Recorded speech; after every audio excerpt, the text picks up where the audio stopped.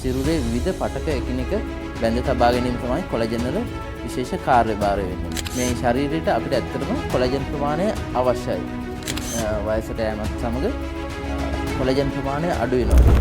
වයසට යෑම හැම තරුණ බව රැක ගැනීමට මේ කොලජන් ටැබ්ලට්ස් නැත්නම් කොලජන් ඩ්‍රින්ක්ස් කියන ඒවා ගන්න ඕනේ කියලා.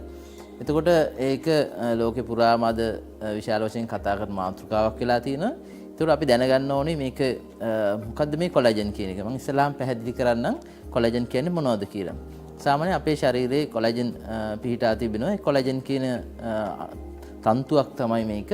සාමාන්‍ය අපි තේරෙන භාෂාවෙන් කිව්වොත් අපි දැකලා තියෙනවා කොහු නූල් ලණු දැකලා තියෙනවා.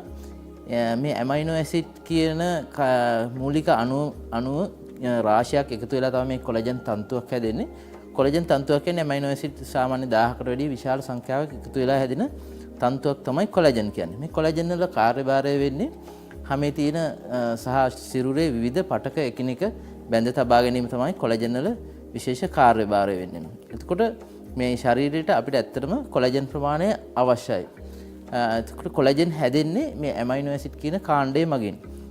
අපි දන්නවා අපේ වයසට යෑමත් සමග කොලජන් ප්‍රමාණය අඩු වෙනවා කියලා. මේ කොලජන් ප්‍රමාණය අඩු වීම වැඩි කර ගැනීමට කොලජන් පානයන් අවශ්‍යයි කියලා කියනවා. දැන් අපි කොලජන් කියන එක ගත්තොත් සාමාන්‍යයෙන් වෛද්‍ය විද්‍යාත්මක කොලජන් වර්ග රාශියක් ශරීරය ඇතුළේ තියෙනවා. කොලජන් type 1, type 2, type 3 කියලා.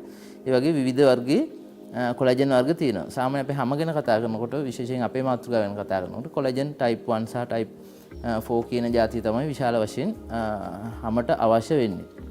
එතකොට මේ කොලජන් ඩ්‍රින්ක්ස් විතරක් නෙවෙයි අතරම කොලජන් තන්තු හදන්න ප්‍රයෝජනවත් වෙන්නේ අපිට සාමාන්‍ය එදිනෙදා ගත්තාම ආහාර ගත්තාම ඇමයිනෝ ඇසිඩ් වැඩියෙන් තියෙන ආහාර අපි දන්නවා මස් මාළු කිරි බිත්තර වල ඇමයිනෝ ඇසිඩ් වැඩිපුර තියෙනවා. එතකොට ඔබ මස් මාළු බිත්තර වැඩියෙන් කන එක්කෙනෙක් නම් ප්‍රෝටීන් ආහාර වැඩියෙන් ගන්න එක්කෙනෙක් නම් ඇත්තටම කොලජන් වල ඇත්තටම ලොකු අවශ්‍යතාවයක් නැති වෙන්න පුළුවන්.